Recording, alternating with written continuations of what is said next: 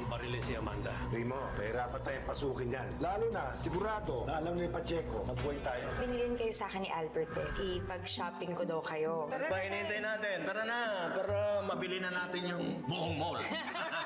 Hawak ko ang buhay ng mga kaibigan niya. Gagamitin ko siya sa pagpatay kay Congressman Sevilla. Alam mo, Ben, pinagsisihan ko na ang lahat ng mga nagawa kong kasalanan.